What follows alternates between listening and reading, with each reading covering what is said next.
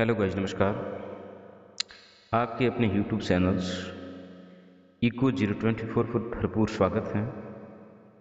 आज बात करते हैं अगले टॉपिक, पूर्ति की कीमत लोश। जिस प्रकार से अपन लोगों ने मांग की लोश पढ़ी थी, उसी प्रकार पूर्ति की भी लोश होती है, उस पर आज चर्चा करेंगे। पूर्ति किसे कहते हैं? इसका शाब्दिक अर्थ होता है जब एक उत्पादक निश्चित कीमत पर वस्तु की निश्चित समय पर वस्तु की निश्चित मात्रा को बाजार के अंदर बेचने के लिए तैयार हो, उसे पूर्ति कहते हैं। इसी प्रकार पूर्ति की कीमत लोश का अर्थ, पूर्ति की कीमत लोश का अर्थ है वस्तु की कीमत में आनुपातिक परिवर्तन। वस्तु की कीमत में आनुपातिक परिवर्तन होने पर वस्तु की पूर्ति की मात्रा में आनुपातिक परिवर्तन होना वस्तु की उसे पूर्ति की कीमत लोश कहा जाता है। कहने का मतलब शाब्दिक अर्थों में ये हुआ, जब वस्तु की कीमत में आनुपातिक परिवर्तन अर्थात प्राइस में प्रतिशत परिवर्तन होने से पूर्ति की मात्रा के अंदर, सप्लाई की मात्रा के अंदर जो प्रतिशत परिवर्तन होता है, उसे पूर्ति की लोश के नाम से जाना जाता है। पूर्ति की लोश को ES के रूप में दर्शाते हैं। अब इसका पूर्ति की लोश का फॉर्मूला अर्थात सूत्र, पूर्ति की लोश का सूत्र है पूर्ति की मात्रा में प्रतिशत परिवर्तन बटा कीमत में प्रतिशत परिवर्तन। सूत्र क्या हो जाएगा? पूर्ति की मात्रा में प्रतिशत परिवर्तन बटा कीमत में प्रतिशत परिवर्तन। इनको जो बताता है ये सूत्र है पूर्ति की कीमत लोश का। इस सूत्र को आप लोग और तरीके से लिख सकते हैं। क्या लिखेंगे? वस्तु की मात्रा में प्रतिशत परिवर्तन। अब वस्तु की पूर्ति की मात्रा में जो प्रतिशत परिवर्तन हुआ है, उसको गणित के रूप में कैसे लिखेंगे?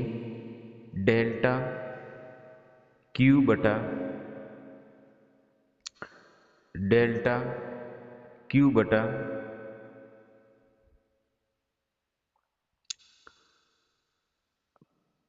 क्यू गुणा 100। ये है पूर्ति की मात्रा में प्रतिशत परिवर्तन निकालने का तरीका। और इसको और अपन लोग लिख सकते हैं। अब जैसे डेल्टा को कैसे निकालेंगे? डेल्टा क्यू कहाँ से लाएंगे? तो डेल्टा क्यू निकालने का तरीका है डेल्टा क्यू बराबर Q2 माइनस Q1। जो Q2 है वो है नवीन मात्रा और जो Q1 है वो है पूर्ति की पुरानी मात्रा। और इसको वापस 100 से गुणा करेंगे तो ये किस में आ जाएगा? पूर्ति की मात्रा में प्रतिशत परिवर्तन आ जाएगा। इसी प्रकार कीमत में प्रतिशत परिवर्तन निकालना है। कीमत में प्रतिशत परिवर्तन निकालने का फॉर्मूला होगा delta P upon P multiply 100। अब इन डेल्टा P को कैसे निकालेंगे? डेल्टा P आ जाएगी अपन की डेल्टा P बराबर वर्तमान प्राइस अर्थात नवीन कीमत माइनस पुरानी कीमत, उसको P1 से दर्शाएंगे। इनको इसमें से क्या कर देंगे? घटाएंगे तो डेल्टा P आ जाएगा बटा में अपन के पास P है ही गुणा 100। तो ये अपन के पास में आ जाएगा कीमत में प्रतिशत परिवर्तन। कीमत में प्रतिशत परिवर्तन अब उस पूरे फॉर्मूले को अपन लोग लिखेंगे, पूरे फॉर्मूले को लिखेंगे डेल्टा, पूरे फॉर्मूले को लिखेंगे अपन लोग डेल्टा, पूरे फॉर्मूले को लिखेंगे डेल्टा क्यू बटा क्यू गुणा 100 बटा में, देखो ये अभी तक अपन के पास में हुआ है पूर्ति की मात्रा में प्रतिशत परिवर्तन। अब उसके बाद लिखेंगे डेल्टा P अपॉन P गुणा 100, 100 से 100 कैंसिल हो जाएगा। अब अपन के पास रहता है delta Q upon delta P upon V। गणित का सिस्टम है कि ये संख्या जब 3 में या 4 में आ जाती हैं तो नीचे वाली संख्या ऊपर चली जाती है, तो ये नवीन संख्या हो जाएगी अपन के पास डेल्टा Q अपॉन Q गुणा डेल्टा Q अपॉन गुणा P अपॉन डेल्टा P, इसमें कन्वर्ट हो जाएगी। अब इसको पक्षांतरण करें या फिर इसको समानांतरण कर लेते हैं, तो ये हो जाएगा अपन के पास delta Q upon delta P गुणा P upon Q, P upon Q। तो ये फॉर्मूला इस प्रकार से प्राप्त किया गया है। तो पूर्ति की कीमत लोच निकालने का इस फॉर्मूले को भी प्रयोग में ला सकते हैं। अब इसको अपन लोग देखते हैं गणित के रूप में। प्रश्न रहेगा अपन का, जब किसी पेन की कीमत प्रारंभ में 10 रुपये थी, उस वक्त उस फर्म के द्वारा उस बाजार के अंदर 200 वस्तुओं की पूर्ति कर रहा था। जैसी ही कीमत इंक्रीज हुई 10 से बढ़ के 30 रुपये हो जाने के बाद उसने पूर्ति को भी इंक्रीज किया और 200 के स्थान पर 1000 इकाइयों की पूर्ति करना शुरू कर देता है। तो अब आप उस फर्म की पूर्ति लोच को ज्ञात कीजिए।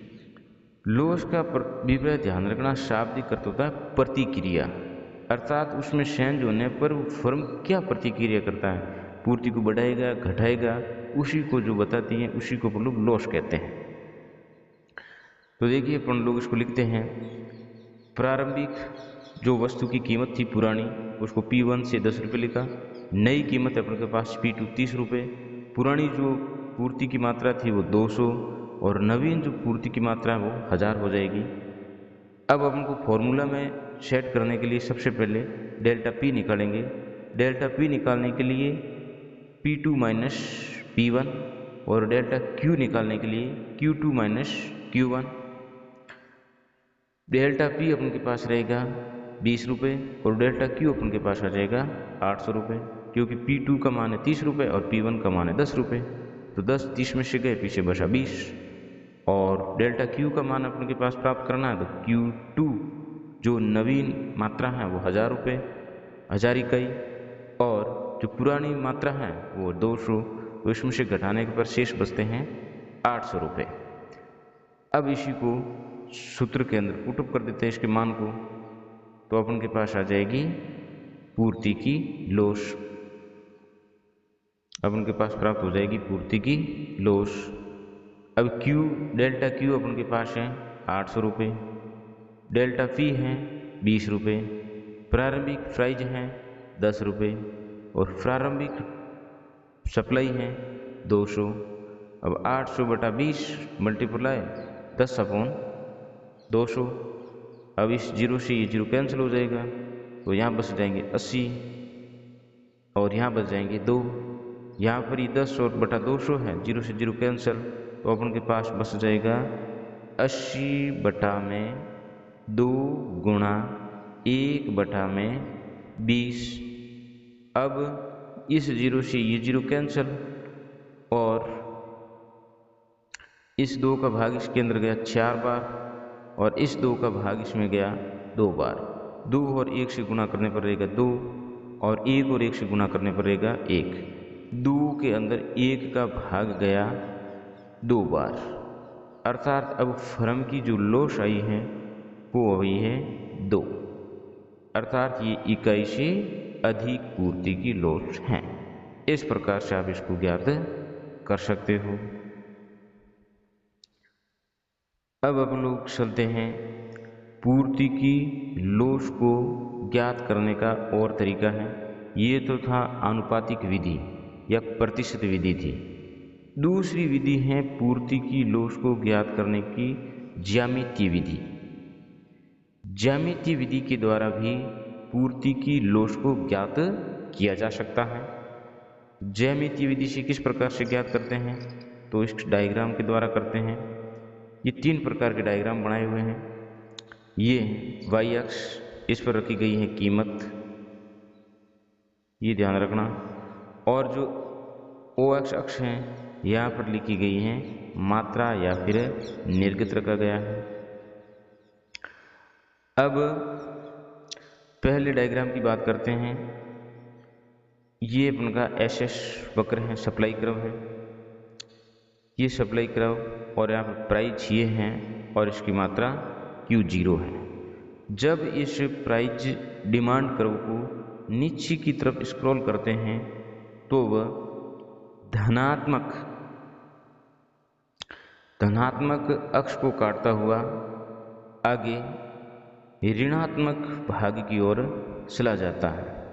अब इसको ज्ञात करने का तरीका सूत्र होता है MQ0 बटा OQ0, MQ0 बटा OQ0।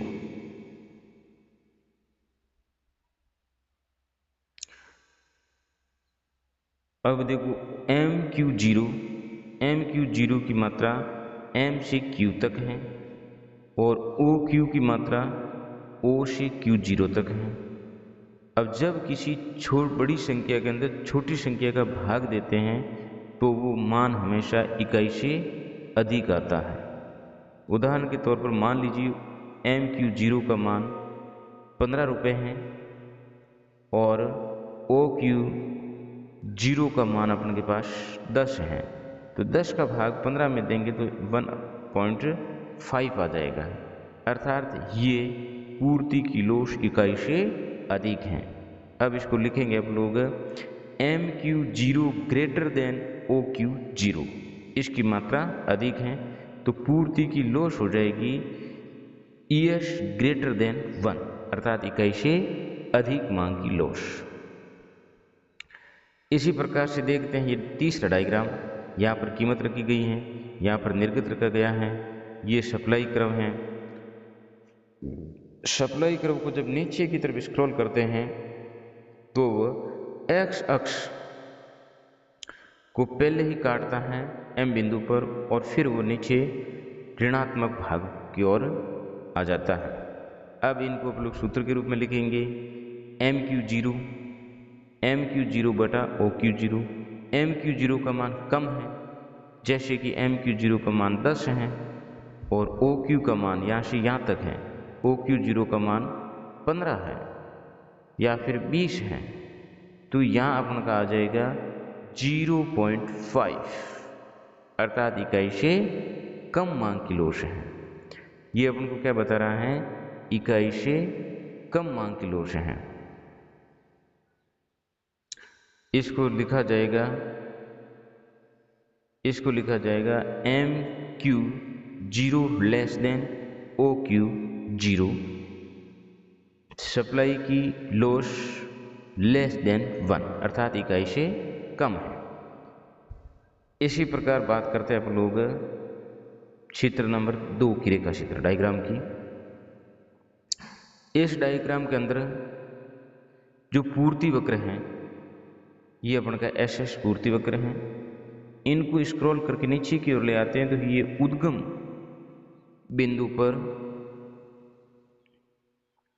बिंदु से होकर के गुजरता है। ये न तो ऋणात्मक भाग से गुजरता है न धनात्मक रूप से गुजरता है, ये मात्र जहाँ से पूर्ति वक्र का उद्गम स्थल है वहाँ से ये गुजरता है।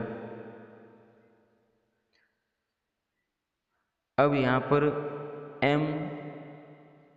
एम क्यू जीरो का मान और ओ क्यू जीरो का मान दोनों का समान है, बराबर है, अर्थात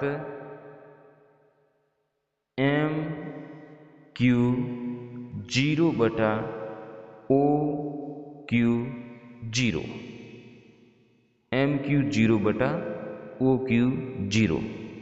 जैसे कि इसका गणित के रूप में लिखें, एम क्यू जीरो का मान लीजिए 10 है और ओ क्यू मान का जीरो का मान भी 10 है। 10 का भाग जब 10 के अंदर दिया जाएगा तो 1 आ जाएगा,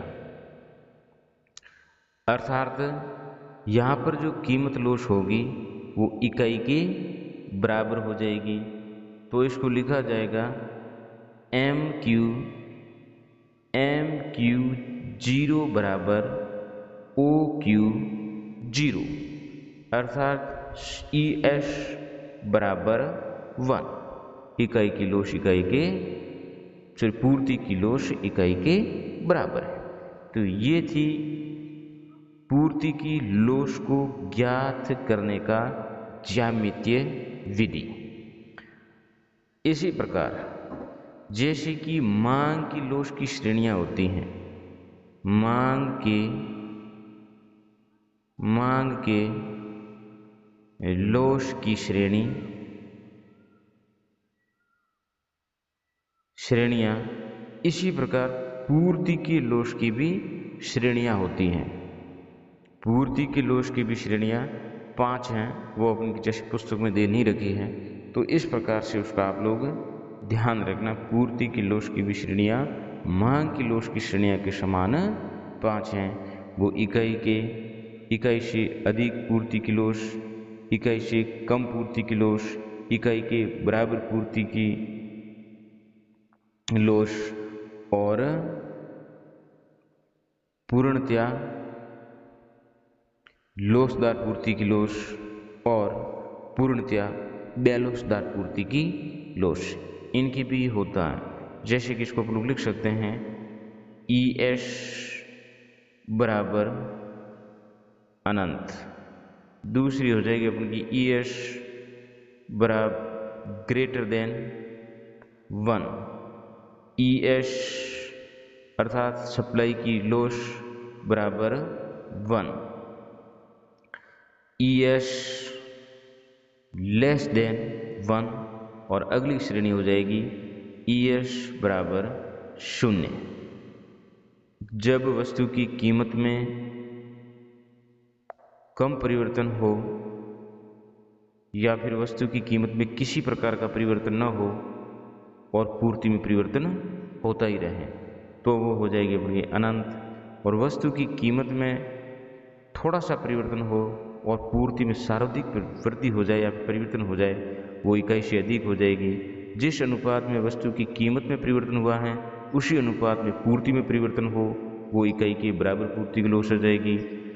और जब वस्तु की कीमत में अधिक परिवर्तन हो और वस्तु की पूर्ति में कम परिवर्तन हो, वो इकाई से कम मांग की लोश होगी।